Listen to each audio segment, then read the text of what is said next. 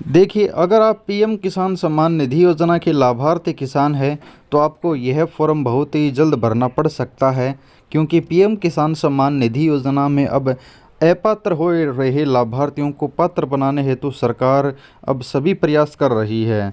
भारत संकल्प यात्रा के दौरान अब किसानों से यह फॉर्म लिया जा रहा है। आपका भी बहुत जल्द नंबर आ सकता है। जहाँ जहाँ पर यह फॉर्म दिया जा रहा है, इसका मतलब है कि पीएम किसान योजना में अब सभी किसानों को यह फॉर्म भरना पड़ सकता है।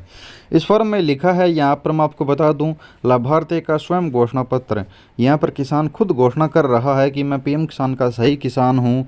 अगर आप भी पीएम किसान के किसान हैं और सही किसान हैं, तो आपको ये छोटा सा फॉर्म भरना पड़ सकता है। ये घोषणा पत्र आपको कहाँ जमा करवाना होगा और कब भरना पड़ सकता है, मैं आपको बता देता हूँ। अभी भारत संकल्प यात्रा चल रही है। इस संकल्प यात्रा के दौरान गांव-गांव, शहर-शहर तक गाड़ियों लेकर अधिकारी पहुंच रहे हैं। वहां पर इन कैंपों में पीएम किसान सम्मान निधि योजना का ये स्वयं घोषणा पत्र देकर है वो लोगों से ये घोषणा करवाई जा रही है कि वो सही किसान है और पीएम किसान का सही तरह से फ़ायदा ले रहे हैं। और जिन किसानों के फॉर्म में कोई समस्या है, किसी प्रकार का समस्या की वजह से पैसा नहीं आ रहा है, उनको तो ये फॉर्म भरना ही भरना पड़ेगा। चाहे वो अभी आज ही भरकर इसे अपने तहसील कार्यालय में, जहाँ पर पीएम किसान का काम होता है, वहाँ पर जाकर दे सकते हैं। लेकिन जो उनको कोई समस्या नहीं है, उनको भी घोषणा पत्र भरना पड़ सकता है, क्योंकि पीएम किसान में 11 करोड़ से अभी मात्र 8 करोड़ किसान हो गए हैं। तो इसी के चलते 3 करोड़ किसान बाहर हुए हैं। वो खुद को साबित नहीं कर पाए कि हम सही किसान हैं, इसलिए पीएम किसान से सरकार ने उन्हें बाहर कर दिया।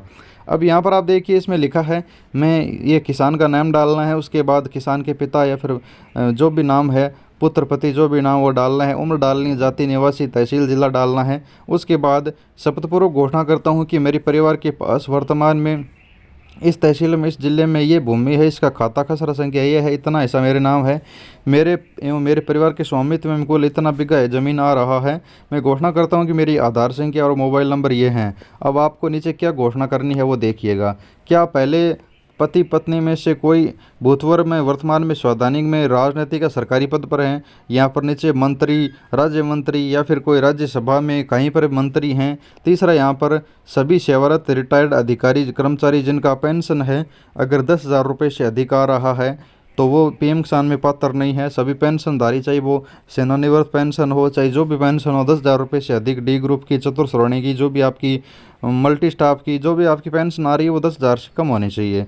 सभी व्यक्ति इनके पास आयकर का मूल्यांकन वर्ग, यानी अगर आय पे करते हैं, इनकम टैक्स भरते हैं, तो वो भी मान्य नहीं है।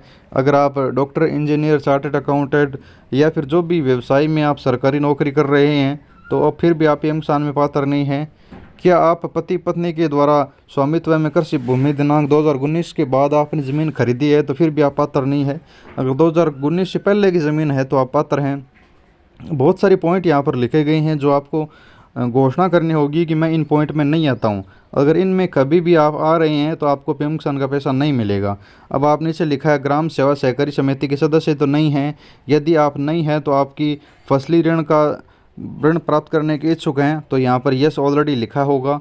और क्या आपके द्वारा किन्हीं वाणिज्य या ग्रामीण बैंकों में फसली ऋण प्राप्त किया है, पहले से कोई ऋण ले रखा है, तो आप यहाँ पर नो करेंगे। उसके बाद यहाँ पर पूरा फॉर्म आप देख लीजिए, सभी जानकारी आपको है, वो इन पॉइंटों के माध्यम से आपको तय करना होगा कि हाँ, मैं सही किसान हूँ, मैं पीएम किसान का सही तरह से फ़ायदा ले रहा हूँ, मेरा परिवार किसी भी तरह से कोई राजनीतिक, सरकारी या फिर कोई इनकम टैक्स पे करने वाला नहीं है, आप गरीब किसान हैं तभी पीएम किसान का फ़ायदा ले सकते हैं।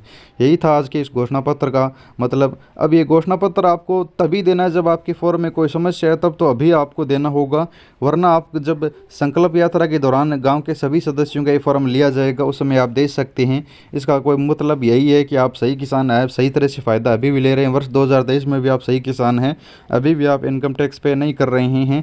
इस तरह से वेरिफिकेशन सरकार द्वारा किया जा रहा है। उम्मीद करता हूँ जानकारी से लगी होगी। वीडियो को करना लाइक और चैनल को करना सब्सक्राइब। धन्यवाद।